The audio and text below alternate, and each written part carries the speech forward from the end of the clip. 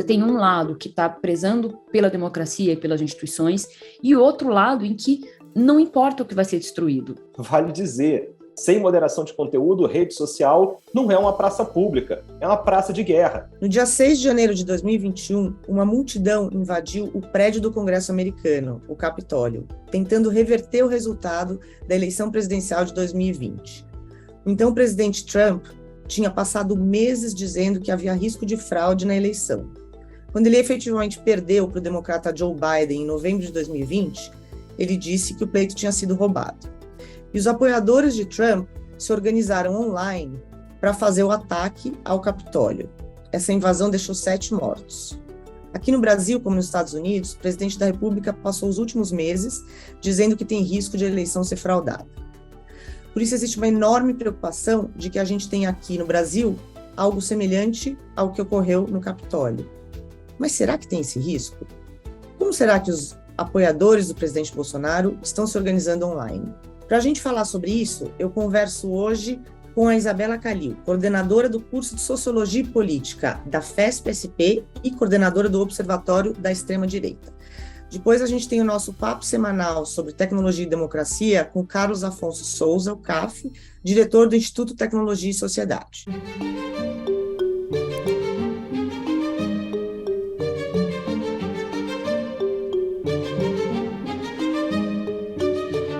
Bom, super obrigada, Isabela, por estar aqui com a gente.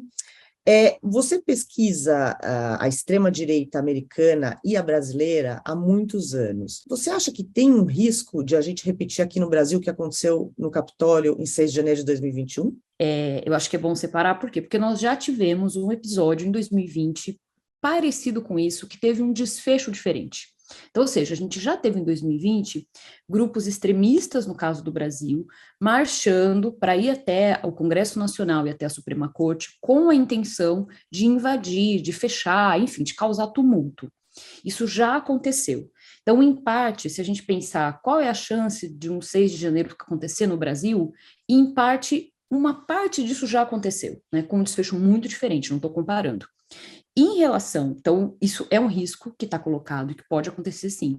Então, no Brasil, a gente tem esse risco que é o tipo de insurgência popular, que pode ou não ter, digamos, mais apoio, no caso do Trump teve, né, mais apoio do chefe de Estado ou de determinadas lideranças políticas, mas a gente tem sim esse risco e ele está colocado. Esse acho que é um risco que a gente vai ter que conviver na democracia. Em relação a uma reação mais ordenada de resposta ao resultado das urnas, a gente também tem o risco disso acontecer no caso do Brasil. Eu acho que só a questão é a seguinte, o 6 de janeiro nos Estados Unidos ensinou muitas lições, não só para os Estados Unidos, mas para o mundo. Então, ou seja, antes era, se a gente pensasse até um ano antes e alguém dissesse, né, olha, isso pode acontecer nos Estados Unidos, parecia do campo um pouco fantasioso, improvável, uma coisa um pouco de série, de filme, né, de Hollywood. Mas a partir do momento que a gente já teve isso, mesmo no caso do Brasil, o país tem adotado uma série de medidas preventivas contra esse tipo de extremismo, né? Então, eu acho que, assim, o risco está sempre colocado, a gente teve outros casos, como, por exemplo, insurgência de policiais no Ceará, um tempo atrás. Tem diferenças importantes entre como se faz a mobilização digital dos trumpistas nos Estados Unidos e a mobilização digital dos bolsonaristas aqui? Você acha que a extrema-direita brasileira sofreu uma influência grande da extrema-direita americana ou mundial? Sofreu sim. E, inclusive, tem um fenômeno, né, que a gente chama de globalização das teorias conspiratórias, porque toda essa base, digamos, essa atuação, por exemplo, inclusive nos grupos, né, que invadiram o Capitólio nos Estados Unidos, que está relacionada com teorias conspiratórias. Então, se a gente for pensar qual que é a base que mobiliza esses grupos extremistas, são teorias conspiratórias. Isso tanto no período anterior, com o chamado Pizzagate, né, que era a teoria conspiratória de que haveria uma pizzaria em que, no porão da pizzaria, né, a Hillary e outros atores políticos, outros políticos democratas teriam crianças em cárcere privado, praticariam pedofilia, rituais satânicos, enfim. Você tem essa teoria que teve um desfecho bem ruim nos Estados Unidos, né, com pessoas indo até a pizzaria para tentar achar esse porão que não existia nesse lugar. Então, a digamos, a globalização das teorias conspiratórias, então, ou seja, a transnacionalização das teorias conspiratórias, ela é um fenômeno que atravessa o Brasil muito fortemente, e com bastante comunicação entre grupos extremistas nos Estados Unidos e grupos extremistas no Brasil. Por que que a gente vê muitos regimes de extrema-direita que são bastante eficientes no uso de redes sociais e não regimes de esquerda? Por que que a direita é melhor na internet? O que é o campo, eu não vou nem chamar de esquerda, tá? Mas o que o campo democrático, né? O que o campo democrático pode fazer em relação à atuação digital? O que a gente pode fazer de diferente, né? Do que o campo democrático já faz para a atuação digital? E essa é uma pergunta sempre muito difícil, porque ela esbarra na seguinte questão, que é: o campo democrático vai atuar da mesma maneira? Nós, do campo democrático, estamos abertos a fazer determinadas concessões? O que eu quero dizer com isso? Por exemplo, espalhar determinadas fake news ou determinadas teorias conspiratórias que a gente sabe que não é verdade e que pode sim ter um apelo forte, popular. Nós vamos fazer isso? Então, ou seja, tem uma questão ética, digamos assim, basicamente, que é: o campo democrático, em geral, existem exceções, claro, mas em geral está se baseando numa perspectiva de manutenção da democracia, de não atacar as instituições, tentar não atacar atores políticos, a não atacar pessoas especificamente. Então, ou seja, a extrema-direita ela não tem nenhum compromisso, nem do ponto de vista do compromisso ético, nem do ponto de vista do compromisso de preservar pessoas, instituições, a qualidade do debate público, informar a verdade, enfim, é uma espécie de vale-tudo e de destruição mesmo da vida democrática. É muito difícil a gente operar do ponto de vista de pensar uma simetria, sendo que você tem um lado que está prezando pela democracia e pelas instituições, e outro lado em que não importa o que vai ser destruído. Então, acho que essa é uma questão. Por outro lado, isso não significa que que não há nada que possa ser feito. Eu acho que tem uma lição em especial, que é uma lição, digamos, que ela não fere nenhum compromisso ético, nenhuma dessas linhas que a gente está falando, que é o quanto a extrema-direita entendeu a importância da mobilização dos afetos na política. Eu acho que esse é um desafio. O campo democrático, aí eu vou falar especificamente da esquerda, né, ou das esquerdas, tem uma certa dificuldade, embora tenha tido alguns aprendizados, de tratar o campo da política como um campo da perspectiva somente da racionalidade. Então, a gente tenta convencer uma coisa, por exemplo, relacionada com argumentos, num tom professoral, às vezes num tom até de superioridade, né, de eu vou ensinar o que as pessoas não sabem, né. Isso ele é bem, bem ruim. Por quê? Porque se a gente entende a política dessa forma, primeiro porque ela não é compatível com a realidade das pessoas. As pessoas encaram a política de formas muito diversas e muitas vezes passando pelos afetos. Então elas votam em alguém porque elas sentem que aquela pessoa às vezes é confiável. Às vezes não tem a ver com o plano de governo em si, mas tem a ver com o fato de que alguém tem uma aparência, né? Parece de uma certa forma isso ou aquilo. Então, acho que esse é o ponto, é a gente entender que precisa ter essa mobilização, mas talvez em forma de diálogo e que passe por questões dos afetos. Interessante que você falou isso do tom professoral.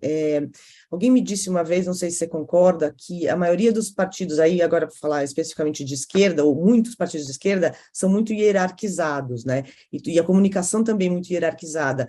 E isso é uma coisa que vai contra essa comunicação de redes, né? Uma coisa que, por exemplo, à direita, eles têm influenciadores que vão surgindo, eles têm uma curadoria de conteúdo, e a esquerda fica muito nessa coisa assim, controlada e hierarquizada. Você acha isso? Eu acho, e acrescentaria até mais uma que está relacionada com o que você trouxe, Patrícia, que é a questão de como a extrema-direita não tem medo de errar. Então, ou seja, eles testam. Nem tudo. Quando a gente olha, por exemplo, determinadas estratégias digitais, a gente tende a ver as estratégias que deram certo. Então, a gente vai olhar e falar, nossa, mas eles conseguiram fazer isso foi bem sucedido. Mas quando a gente acompanha as estratégias digitais, que também tem o seu caso, e a gente vai acompanhando o cotidiano dessas estratégias, a gente percebe que algumas coisas não dão certo. E eles não têm muito medo em testar alguma coisa e testar o novo. E o campo do digital é um campo em que você não pode ter muito medo do novo. Se a gente imagina que o mundo digital é preciso ter uma espécie de cartilha de como é que ele vai ser utilizado, como é que a estratégia vai ser feita, para depois essa cartilha ser distribuída de uma maneira hierárquica para as pessoas, isso não tende a não funcionar.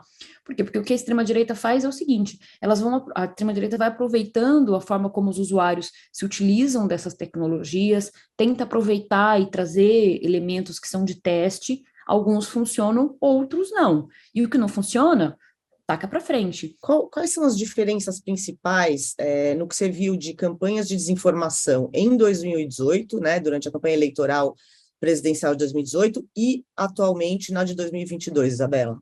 Do ponto de vista de conteúdo em si, nós tínhamos algumas, a gente chama genericamente de fake news, mas material de desinformação que estava relacionado, por exemplo, a questões sobre gênero e sexualidade. Então, vou citar duas, né? A mamadeira erótica e o kit gay, né? Chamado kit gay. Eram coisas conteúdos que estavam muito relacionados com pânicos morais. Então, a mobilização desses pânicos morais no ambiente escolar, porque essas duas fake news estavam muito fortemente ligadas ao contexto da escola. Então, a ideia de que o Haddad teria distribuído, né, uma mamadeira em formato de pênis, com o bico em formato de pênis para crianças, dentro da escola. A ideia de que existiria a distribuição de um material ou de um conjunto de materiais que obrigaria as crianças a se tornarem gays ou faria a exposição dessas crianças à sexualização precoce no ambiente escolar. Houve um deslocamento da perspectiva do que antes era chamado de ideologia de gênero, e a ideologia de gênero deixou de ser tão importante e ganhou espaço o tema da família. Então, o tema da família, ele de uma certa maneira, ele não é bem que substituiu, mas houve um deslocamento do tema de ideologia de gênero para o tema da defesa da família. Inclusive porque o tema da família inclui a defesa do armamento, por exemplo. Então, você armar a população para que a população proteja a sua família. Então, você tem um deslocamento aí que ele não é aleatório, vamos dizer assim, né? Uhum. Você falou em pânico moral. Eu queria que você explicasse um pouco para o pessoal que está nos ouvindo o que é exatamente um pânico moral e quais são os pânicos morais desta eleição? Você falou um pouquinho da família, proteção da família, como é que está focado, qual é o foco da narrativa de extrema-direita nesta eleição? A ideia de pânicos morais é um conceito, né, que alguns pesquisadores na década de 70 formularam para falar sobre como existe uma manipulação da opinião pública a partir da mobilização do medo. Então, por exemplo, isso é muito familiar, né? Se a gente vai lembrar historicamente, não é uma coisa que começou agora, né? Se a gente vai pensar até, por exemplo, no caso da eleição em que o Collor se elegeu, em 89, existia uma mobilização de um pânico moral ligado ao comunismo, né? Então, por exemplo, pessoas que naquele momento ouviram narrativas dizendo que se o Lula ganhasse as eleições, as famílias iam ter que dividir a casa com estrangeiros, né? Enfim, eu lembro disso, de falarem, você vai ter igreja. Tem várias pessoas dentro do seu apartamento. Exato. Então, assim, sua família, você vai ter que moram 3 pessoas na sua família, ou 5 pessoas, me desculpe, agora vão ter mais, você vai ter que dividir a sua casa com mais 2 famílias cubanas. Enfim, tinha um pouco isso, né? Então, tinha isso. Então, eram, no caso, 2 mobilizações que são muito fortes e que tem a ver com o contexto do pós-Guerra Fria, da Guerra Fria, tem a ver com um contexto cultural e social mais amplo no Ocidente que está relacionado com o medo do comunismo, né? Então, o comunismo, ele aparece como mobilizando um pânico moral, que é fechamento de templos religiosos, fechamentos de igreja, intolerância religiosa, censura, às vezes extrapola, né? Pedofilia, então, o pânico moral relacionado ao comunismo mobiliza determinados elementos que são históricos na sociedade, né? Uma coisa que, assim, que é antiga, né? São coisas muito concretas na vida das pessoas, que é, como você lembrou, se eu vou continuar morando no meu apartamento, vou ter que dividir meu apartamento com uma família cubana. Será que vão obrigar meus filhos a fazerem sexo precocemente na escola? Enfim, coisas desse tipo, né? A gente não precisa nem dizer que isso tudo é, do ponto de vista muito fantasioso, mas que causa medo e que causa repulsa, né? Então, funciona. A militância digital bolsonarista, como é que eles se organizam? É uma coisa, obviamente, descentralizada, mas assim, você tem algum núcleo que cria conteúdo, é só curadoria de conteúdo? Como é que isso, quem são os atores, como é que isso se organiza, Isabela? Tem as duas coisas, né? A gente já tem, inclusive, informações públicas, né, de materiais, campanhas que saíram, inclusive, de dentro de gabinetes, né? Então, a gente tem um combinado de coisas. A campanha de Bolsonaro, vamos dizer assim, Bolsonaro teve digamos, historicamente, uma coisa que foi muito hábil de ser feita, que foi de aproveitar uma estrutura que já existia, principalmente, por exemplo, de jovens, de pessoas que estavam produzindo paródia, né? Então, Bolsonaro começou a aparecer nos programas televisivos no início da década de 2010 e começou a se tornar essa figura vista como essa figura engraçada, cômica, que é muito sincera, que estava brincando, enfim, isso que a gente já conhece. E o que aconteceu? Na chave do humor, Bolsonaro acabou sendo alvo, né, de, digamos, determinados conteúdos, né, e produção de determinados conteúdos que o colocavam, que é paradoxal, porque é um homem, né, mais velho, mas que se colocava como uma figura que poderia ser atrativa para os jovens, né, principalmente na figura de, digamos, da chave da transgressão, né, de contra o politicamente correto, nessa chave. E para isso, ele aproveitou uma estrutura que já existia, que era uma estrutura que estava ligado a um contexto da internet dos anos de 2010 e de produção de conteúdo jovem e no contexto do entretenimento. Então, o que o Bolsonaro fez na sua campanha? Ele foi trazendo, e com a ajuda dos seus filhos, né, ele foi trazendo esses produtores de conteúdo para perto de si, e aí cada vez mais esses produtores continuaram fazendo campanha a favor do Bolsonaro. Mas, inicialmente, essa, digamos, campanha, ela de fato nasce de uma maneira relativamente orgânica, ou seja, principalmente esses meninos, né, esses jovens, né, do sexo masculino, olhavam para essa figura, achavam engraçado e produziam memes, produziam colagens de Bolsonaro como super-herói, Bolsonaro como representando personagens de anime. Então, isso aconteceu de uma maneira relativamente orgânica, muito em parte por conta da atuação de Bolsonaro, das aparições públicas de Bolsonaro na televisão, né?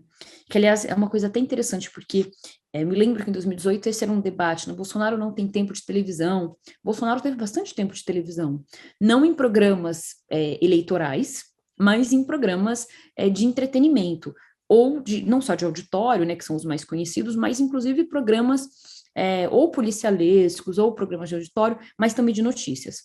Então, e depois Bolsonaro...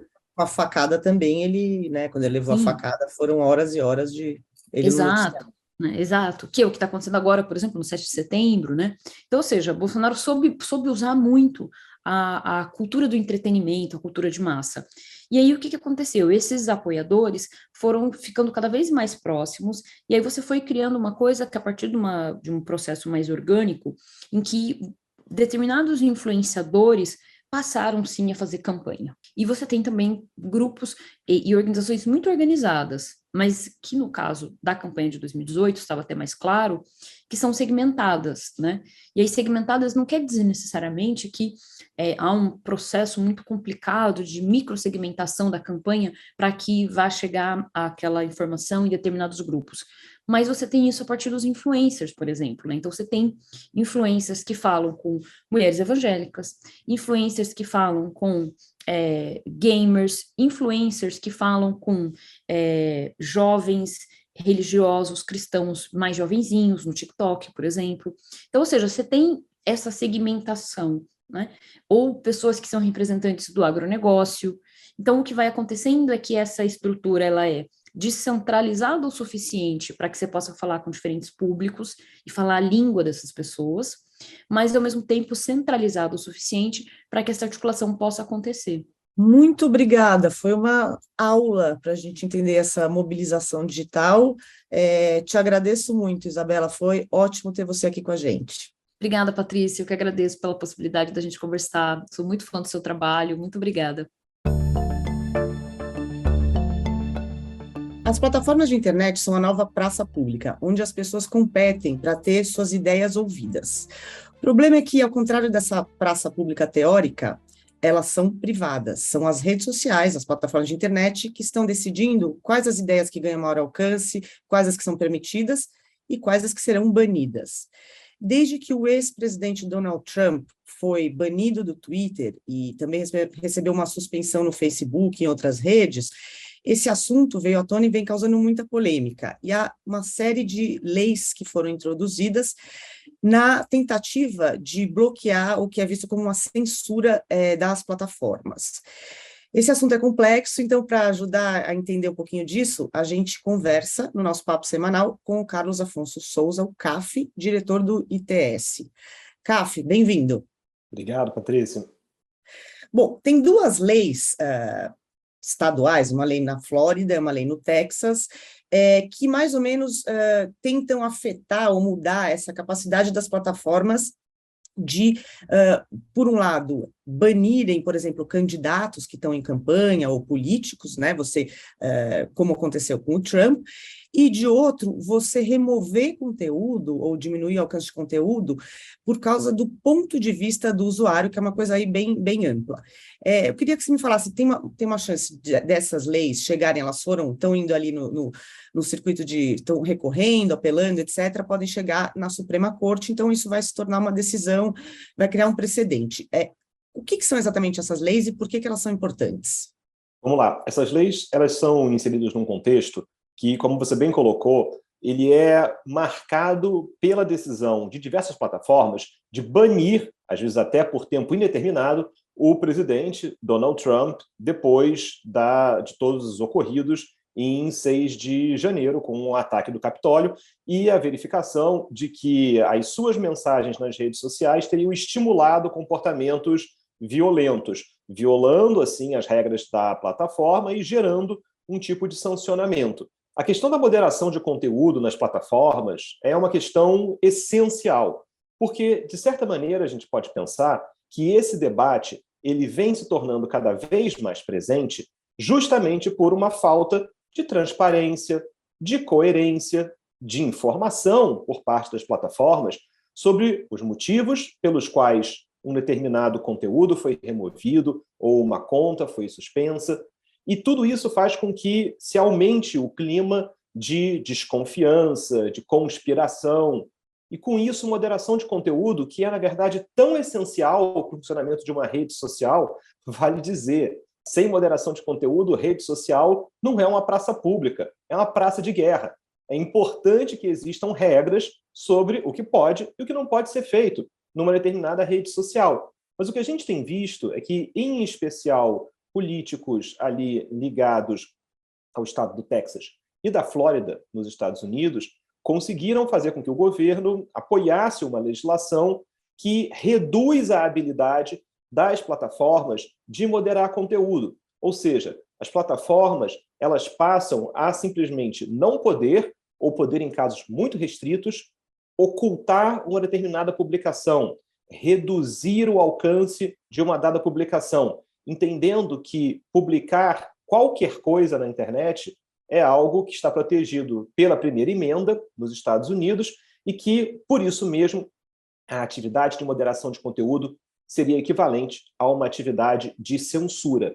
Então é isso que está por trás dessas leis da Flórida, do Texas, e é muito provável que essa discussão jurídica chegue na Suprema Corte dos Estados Unidos de maneira bastante rápida, e os seus efeitos, claramente, serão globais. E porque eu acho que uma coisa que é preocupante, né, especificamente sobre a lei do Texas, é que eles falam em proibir a remoção de conteúdo por causa dos pontos de vista do usuário, né? E acho que isso vem dessa ideia dos conservadores, dos trumpistas e mesmo aqui no Brasil dos bolsonaristas, de que eles seriam alvo de uma censura. Você tem vários estudos mostrando que não existe esse desequilíbrio em remoção de conteúdo, que removem mais de conservadores do que de progressistas, mas eles dizem que tem uma censura.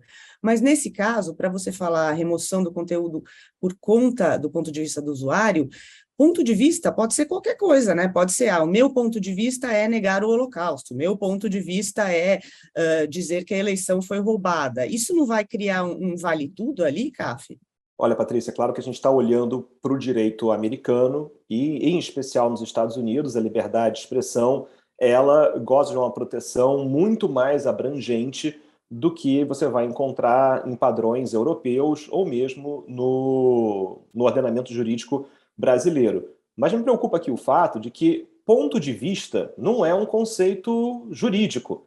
Você pode ter o seu ponto de vista, mas se o seu ponto de vista atingir a honra, a imagem, a privacidade de uma outra pessoa, você será responsável por isso.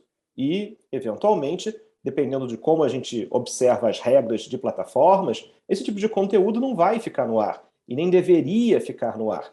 Então, a grande preocupação aqui é entender como uma corte, a Suprema Corte dos Estados Unidos, com uma tradição muito forte de liberdade de expressão, ela vai olhar para esses casos, em especial porque os Estados Unidos, se por um lado é tão protetivo da liberdade de expressão, por outro lado, nos Estados Unidos você tem um desenho na própria regulação que impede que as plataformas sejam responsabilizadas pelos conteúdos postados pelos seus usuários. Essa é a seção 230 de uma lei dos anos 90, chamado Lei da Decência das Comunicações, o Communications Decency Act. É uma lei antiga, mas que garante uma imunidade para as plataformas com relação àquilo que é postado pelos seus usuários. Ela não responde por isso.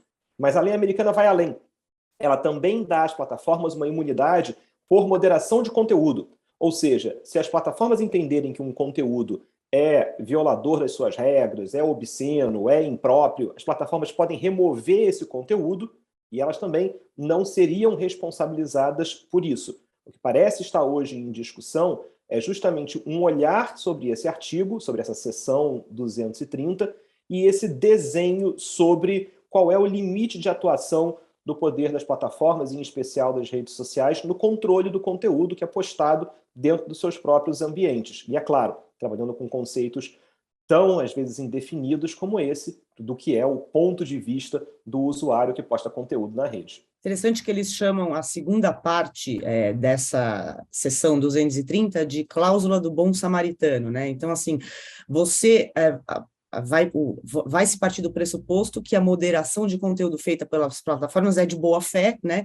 Então elas têm o direito e não podem ser responsabilizadas. Por outro lado, existe essa discussão entre políticos dizendo que, bom, se alguém posta uma coisa que é potencialmente criminosa, você está, embora se fosse criminosa, não entraria nisso, né? Mas assim, dizendo que as plataformas são imunes de todos os lados, né? Porque ela é imune de ser responsabilizada pelo que terceiros postam, mas também é imune quando ela remove ou mantém, que é aí essa discussão, mas a gente tem que lembrar que é por causa da seção 230 que a internet, como a gente conhece, existe, né? Porque se não houvesse lá em 96, se não tivessem estabelecido essa imunidade, nenhuma plataforma deixaria nenhum conteúdo no ar, né? Com medo de tomar o processo. Aqui no Brasil, que acho que o Marco Civil da Internet tem algumas coisas, né? Umas inspirações aí um pouco na legislação americana também, a gente tem em discussão, agora um pouco em pausa, o projeto de lei das fake news. E no projeto de lei das fake news, tem uma tal de uma imunidade para parlamentares, né? Eu queria que você pudesse explicar para quem acompanha a gente o que é essa imunidade e o que você acha. Isso é bom, isso é ruim? O que você acha, Taf? Olha, Patrícia, acho que isso é um verdadeiro desastre, mas só para marcar aqui um ponto importante sobre o Marco Civil da Internet e como esse debate aterriza no Brasil, vale lembrar, o Brasil não importou essa imunidade dupla que existe nos Estados Unidos. A previsão que a gente tem no Marco Civil da Internet é que as plataformas elas só serão responsabilizadas depois de uma ordem judicial que mandar remover um conteúdo e a plataforma não remover, não cumprir a ordem judicial. Isso, enfim, de certa maneira, guardadas as diferenças, redação distinta, efeitos distintos, você poderia dizer que tem algum espelhamento com a primeira imunidade americana. Mas a segunda imunidade a gente não tem no Brasil. Ou seja, as plataformas no país, elas não estão imunes de serem responsabilizadas se elas abusarem nas atividades de moderação de conteúdo. E é aí que me parece que o debate sobre imunidade parlamentar pega. Porque a gente viu no judiciário brasileiro uma primeira onda de vários casos que procuravam responsabilizar as plataformas por qualquer coisa que desagradasse qualquer pessoa que fosse publicada naqueles ambientes. E isso gerou uma reação que foi até mesmo o contorno desse artigo no Marco Civil da Internet, procurando colocar um pouco de ordem nesse debate. Mas, por outro lado, a gente vê hoje uma segunda onda, que não é a pessoa ingressar com uma ação contra a plataforma porque lá ela encontrou um conteúdo ofensivo. É o contrário, é o usuário processar a plataforma porque a plataforma achou que o conteúdo era ofensivo. E aí a plataforma removeu esse conteúdo. Essa segunda onda, ela mira justamente a habilidade da plataforma de moderar conteúdos. E moderação de conteúdo, como a gente vem falando, ela é uma atividade que precisa tanto ser protegida quanto aperfeiçoada. E protegida porque moderação de conteúdo está sob ataque.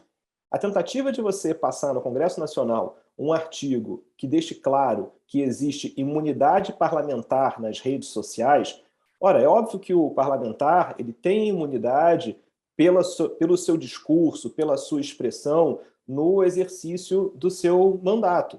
E que isso pode ser feito dentro ou fora das redes. Mas, na medida em que eu cravo isso na legislação, eu não tenho a menor dúvida que isso vai servir de suporte para que parlamentares possam ingressar na justiça pedindo que as suas postagens não sejam removidas, gerando quase como que o usuário parlamentar nas redes sociais fosse um superusuário, com superpoderes, em que ele pode falar o que ele quiser, postar o que ele quiser, e mesmo que aquilo viole as regras das plataformas, as plataformas não podem fazer nada. Então, isso me parece bastante preocupante, e especialmente com a formatação desse Congresso que sai das eleições de 2022, me parece que esse discurso sobre imunidade parlamentar nas redes sociais é algo que pode ganhar ali tração muito rapidamente no Congresso Nacional. Também nessa linha, né, que a gente tem, de um lado, normalmente, os políticos mais progressistas que acham que as plataformas moderam de menos, né, que elas deixam muito conteúdo que não devia estar lá, e os conservadores se acham censurados, ou seja, acham que tudo quanto é conteúdo mais à direita acaba sendo removido. Dentro dessa discussão, o Facebook sempre aparece, porque eles têm regras mais específicas para as figuras públicas, né? Eles falam muito do newsworthiness, né? Da coisas dignas de serem noticiadas, que então deveriam ser mantidas no ar, né? Para as pessoas poderem tomar suas próprias opiniões, e o conteúdo publicado, postado por figuras públicas, ele não passa pela verificação das agências de checagem. Porque, assim, nessa moderação de desinformação, né, principalmente Covid ou integridade eleitoral, as agências de checagem detectam quando um conteúdo está em violação, e aí esse conteúdo ou é rotulado ou tem um alcance reduzido. Isso não acontece com declarações, conteúdos de políticos. Por que isso? Porque o Facebook acha que é importante que as pessoas sejam expostas a essas vistas, só que para os progressistas isso é um passe livre para o político mentir, e os políticos são os principais desinformadores. Como resolver este dilema, CAF? Olha, Patrícia, eu adoraria ter a resposta que resolve todos os nossos problemas a essa pergunta. Mas o que me parece é que esse é um assunto em transformação, porque de início, a porta de entrada desse debate é um certo estranhamento com o fato de que empresas privadas vão controlar o discurso de autoridades públicas eleitas nos seus respectivos países. Então, parece existir aqui uma certa incongruência na largada. Mas, por outro lado, quanto mais a gente entende o papel fundamental que as redes sociais desempenham para a comunicação de todos, e inclusive de autoridades, para que as pessoas tenham acesso a essa comunicação, isso emprega um valor sobre a habilidade que um político tem de estar numa rede social. E a gente viu isso no próprio caso do ex-presidente Donald Trump, que quando foi banido das grandes redes sociais, correu para criar uma rede social para chamar de sua. Mas, no final das contas, uma rede social para chamar de sua, ela é uma rede social na qual ele vai falar para aqueles que já estão convertidos. Ali, ele fala para o cercadinho dele. É importante para o político estar numa rede social de grande alcance, com uma diversidade de eleitores, justamente para que a sua comunicação chegue àqueles que não conhecem ainda as suas pautas, as suas ideias. Então, existe um interesse por parte de autoridades públicas de estarem nas redes sociais de grande alcance, não apenas nas redes sociais nichadas. Então, por isso, Facebook, Twitter, Instagram, TikTok, as grandes redes sociais entram na mira das autoridades. E na medida em que a habilidade dessas autoridades de falar nessas redes é restringida, a conta é suspensa, o conteúdo é removido, esses políticos enxergam que você está prejudicando o exercício do mandato deles, quando isso é colocado por parte de uma empresa privada. Me parece que esse é um assunto que vai caminhar, e vem caminhando rapidamente, para um olhar sobre padrões de tratamento de mensagens, de conteúdos postados por políticos e autoridades nas redes sociais. Se de um lado nós temos aqui um histórico de um certo tratamento preferencial que dá margem a uma certa discussão sobre aquilo que gera notícia, os 2 anos de pandemia mostraram para a gente que, às vezes, gerar a notícia e esperar que esse conteúdo possa ser rebatido pela própria conversa pública ali desempenhada, às vezes não vai acontecer.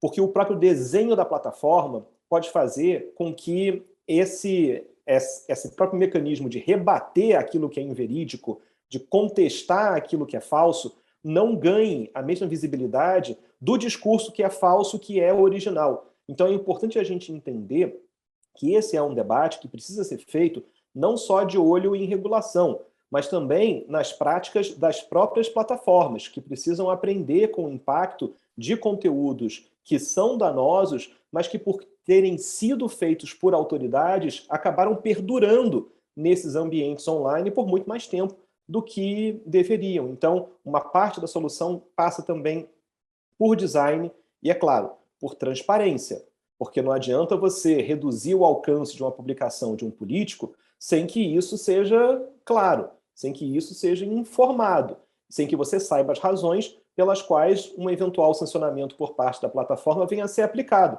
Porque se tem alguém que vai ter munição para partir para cima das plataformas com tudo, caso as plataformas não sejam transparentes, coerentes e informativas, são justamente as autoridades eleitas em um dado país. E isso é receita para o desastre, para bloqueio de plataformas, para sanções por parte de governos, né, de pendor mais autoritário sobre empresas privadas. E acho que esse é o debate bastante confuso para o qual a gente caminha num futuro bem próximo. Bom, esse assunto ainda vai render muito pano para manga, e é bom que a gente esteja discutindo, que todo mundo esteja olhando para tentar achar uma solução. Caf, super obrigada, até semana que vem. Obrigado, até a próxima.